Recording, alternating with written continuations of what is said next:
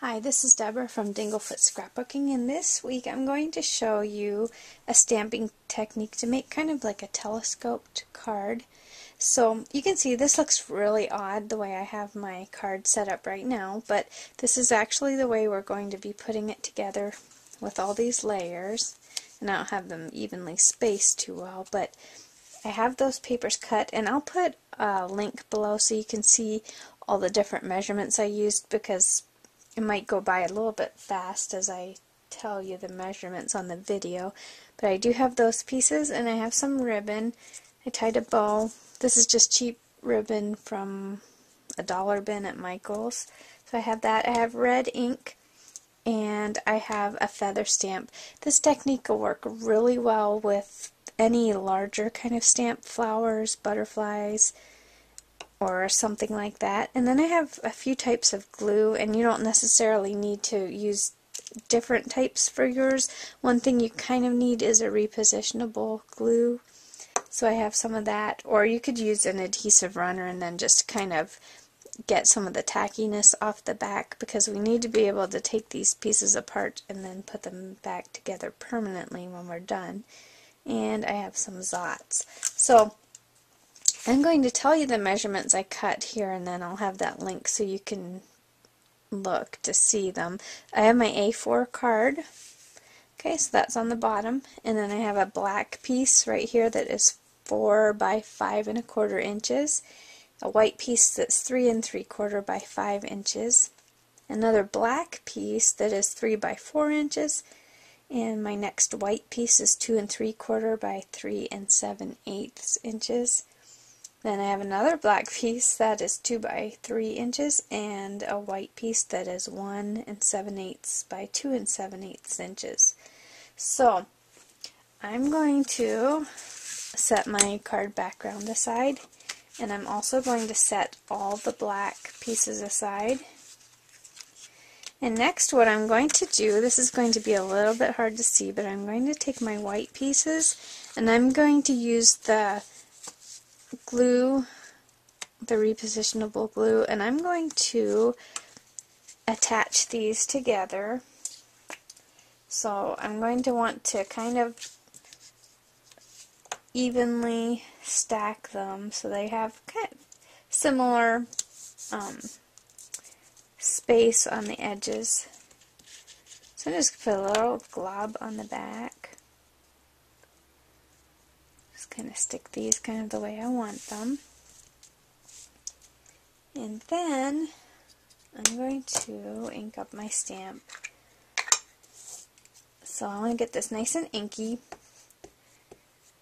I have a Tim Holtz craft mat, so it doesn't matter if you get adhesive on it because it wipes right off later. But I think I'm going to, maybe I'll just put a paper under there, because I don't want to set my white card background in my ink once I'm done. I've done that too many times and ruined the backs of cards. So what I'm going to do is take my stamp, and I'm just going to start stamping my pattern. And you want to go off the edge sometimes with your stamping, just so it looks more like fancy paper look. So we'll do one over here. So you're just going to keep stamping away until you kind of have a pattern that you like on your paper.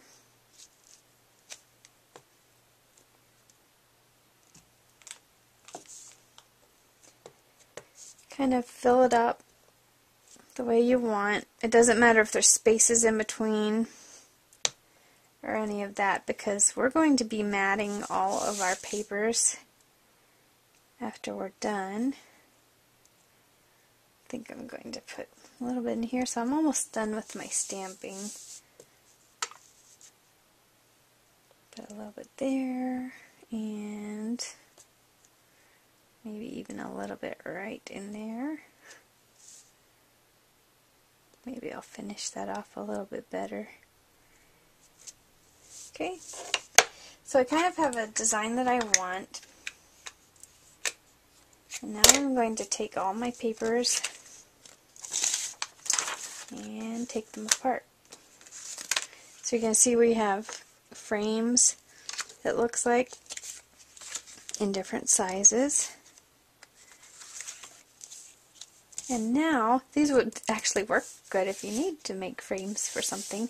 But now I'm going to just mat them all to their black sheet. So you want to keep these the way that you stamp them so it doesn't look like your pattern is upside down, because it will be if you turn them the wrong way. Your patterns will not match up. And we want each successive pattern to match the last one. So I'm going to take, I think, my first one. I'm just going to put that down flat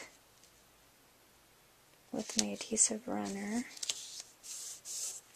Okay, and then I'm going to do the next one.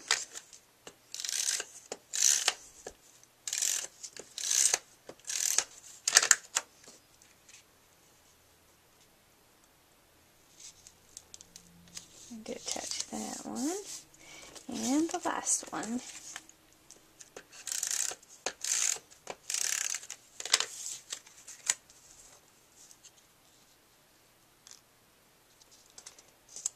And now we can put our card together. So I'm going to grab the back here. In this first panel, I'm going to put it down flat. You could put all of them flat, but I think I'm going to use some Zots for mine.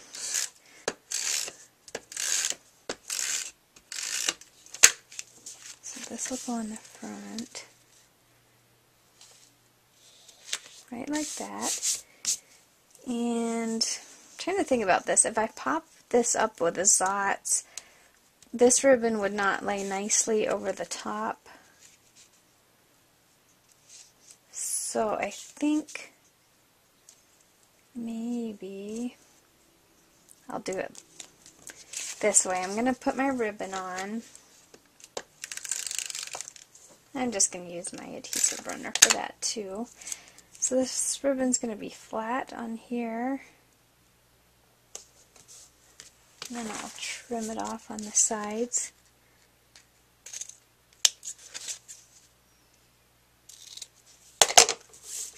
Okay, and then my next panel, I think I'm going to use Zots just to give it a even more telescoped look than what it would already have. Let's put a few of those on there. And get the back off here. Okay.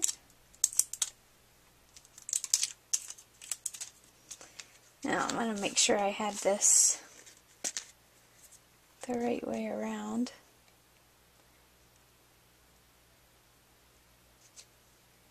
And I'm going to pop that right on the top, trying to make sure that my pattern matches the one beneath it. Then I'm going to do the same thing with this one. I'll just put a few Zots on the back.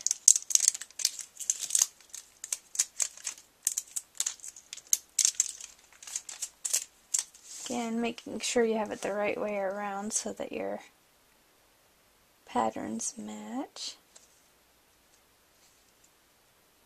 And then it almost looks like I need a little flower or something on there. Or we could put a little tag with a greeting, but I'm going to put my bow on the back, or on the front there, put a Zot on the back and put my bow on the front of my card.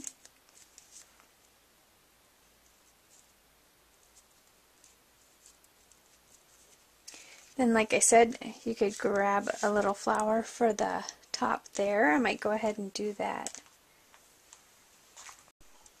Okay, so I decided to add a little flower to my card, and I just made this. I used 2 leaf punches, and then I took 4 stamens. This is actually called a sunburst punch.